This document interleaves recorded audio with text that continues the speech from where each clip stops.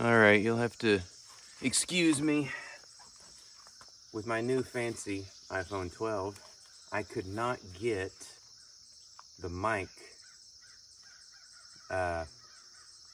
lapel mic that I have in the off the grid here to actually plug into it, so hopefully you can hear me. All of my thousands and thousands of followers. It's early morning. Oh, got my woke coffee so I can start the day off right. And finally, I was going to go through some of these statistics, which was basically the myth they've sold us on retirement. And I guess what I mean by that is you always hear these people, not as much the Dave Ramsey's, but it's the girl I'm picturing. I can't think of her name now, but you know, they always say something like, well, you need $3 million. And in a recent just Q&A, they were basically asking, you know, Gen X, millennials, Gen Z, what do you think you're going to need? Well, I remember for a fact Gen Z said 9.5 million is where they kind of came to. Okay, fine. More power to you and all that. Right now,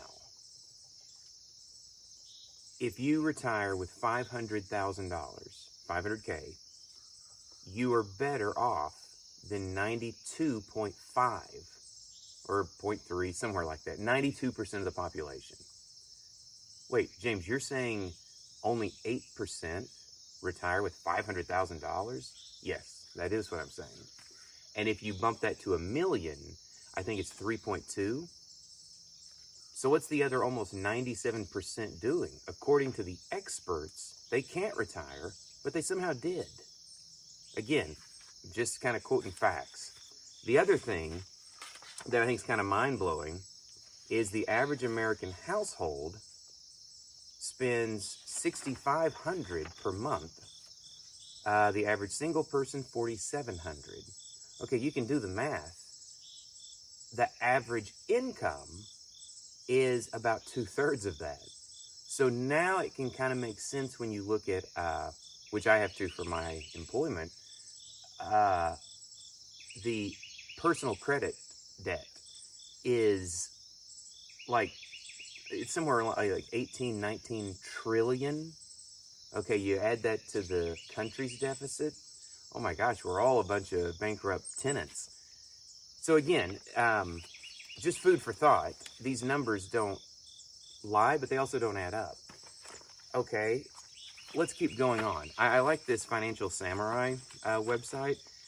I don't agree with everything, but it has just a few good nuggets here. And kind of what I'm just going to do here is just throw out these facts, and then hopefully you can kind of reflect on it in your own way.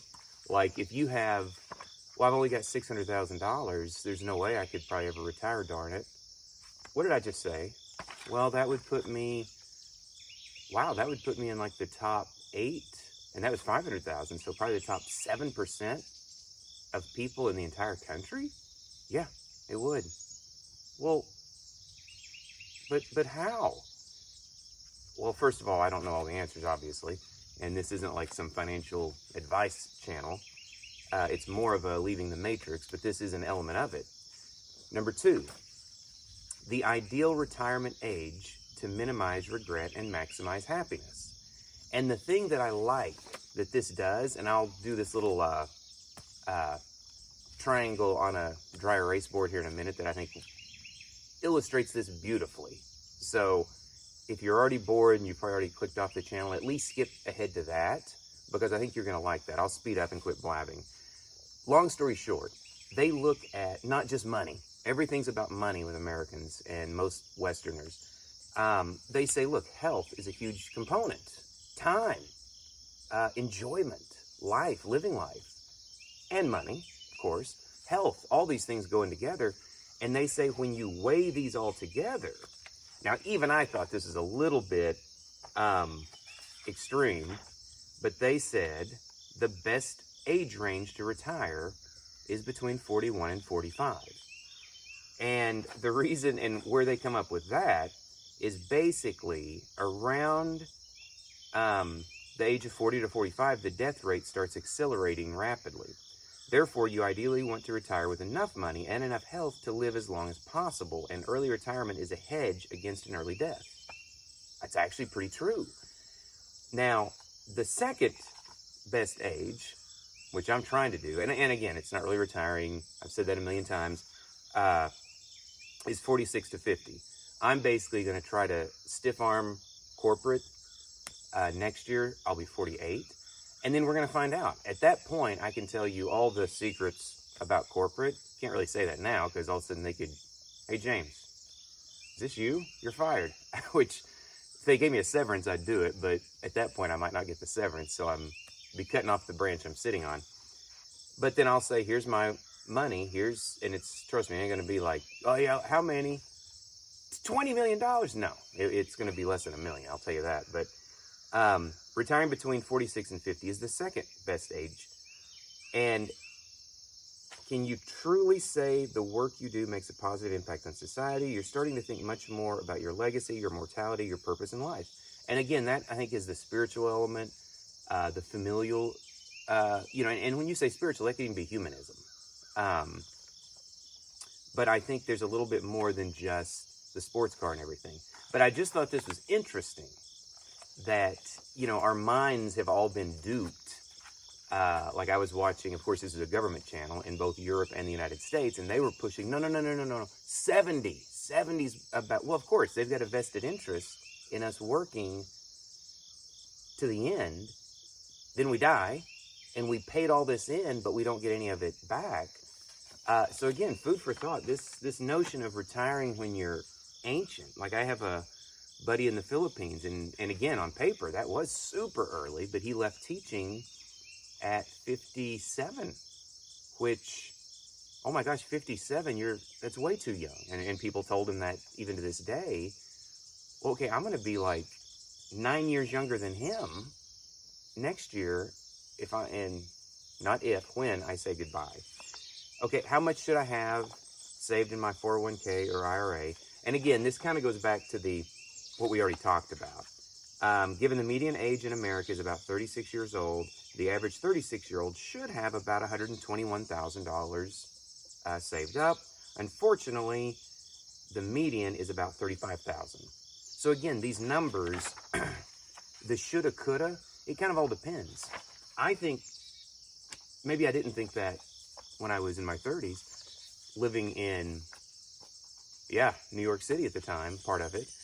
But the little 2-story building I showed in yesterday's video, for whatever reason, I decided to buy that right before I moved to New York City. Didn't even know I was moving to New York City for sure. Didn't even know why I built this building. A story for another time. But if time's important to you, and that thing literally cost me $5,000, and let's just say, like I said in yesterday's video, you make it nice, whatever, somehow you're up to $30,000. You would have so much time back.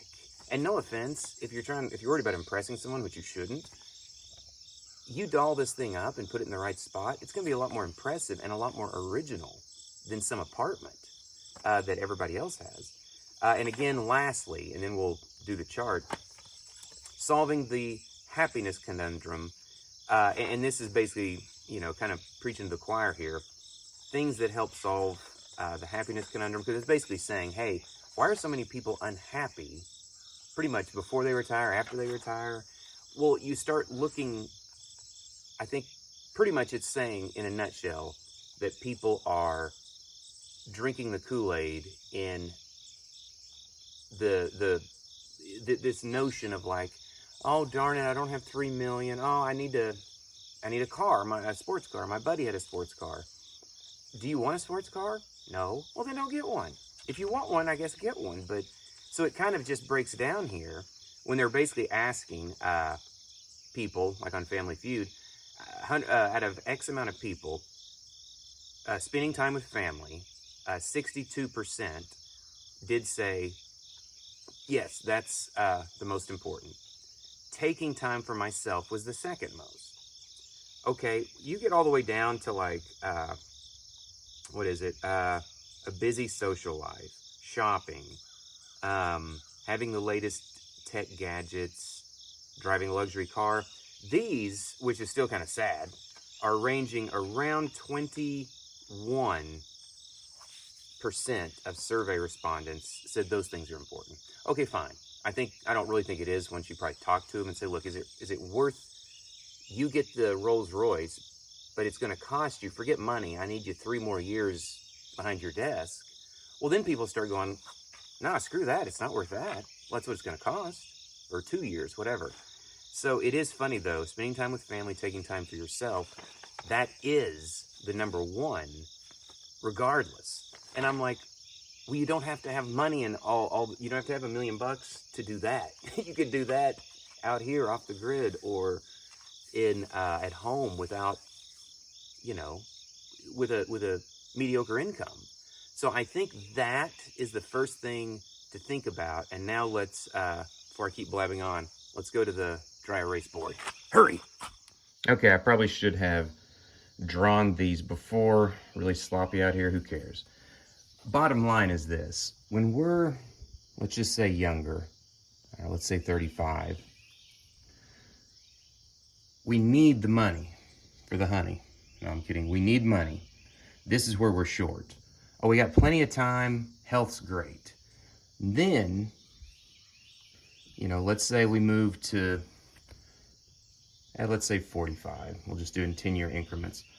Okay, we now are starting to get the money. We've got plenty of time, even though right now this is, let's say you're raising a family, you're working all the time, you've got a lot of stuff, you're paying your mortgage, you're still doing good, but you're kind of utilizing up your time, so you could use more of it. You're starting to get the money. Health's good. Now, we make it to, say, 55 to 60. Oh my gosh, sorry, I can't hardly read my own writing. 55 to 60. Okay, now we finally have started to we got the money. We have the time for the most part, even though it's starting to dwindle a little bit. But guess what? We're now starting to run out on health. So it's almost like what the Financial Samurai was suggesting, and that's kind of what I'm hopefully trying, Lord willing, is in between these two, it may not be perfect, but you can have the best of it all. We put so much emphasis on this one. Hey, work till you're 80 and I'll give you $1 billion. Well, heck, I'll do 80. Hey, dude, yeah. If you live that long, you're not gonna be able to enjoy it and you're gonna be too old. Oh yeah, I hadn't really thought about that. So bottom line, what I'm hopefully trying, and we'll see if it works, and what I'm recommending, if a person can, is don't wait until your health is running out. Time and health, honestly, are more important than money, but we always put the emphasis on money. Well, I've got to work until I'm old and gray so that I can have some Medicare or Medicaid to help pay for all my health problems. Well, why don't you enjoy life while you have some health? So again, I do think that was a very good, I forgot who it was that put this triangle up, but they kind of, I thought, set it up really well. And they said the same thing. And this was a financial channel. I'll put it up in the comments, but that's kind of something to think about. And I think that is what all the statistics say. Again, a person might say, hey, I want $1 million house. I don't want that little 2-story building or this off the grid spot. Fine. But it doesn't really matter if you run out of time and health, even if you have a ton of money. So, food for thought.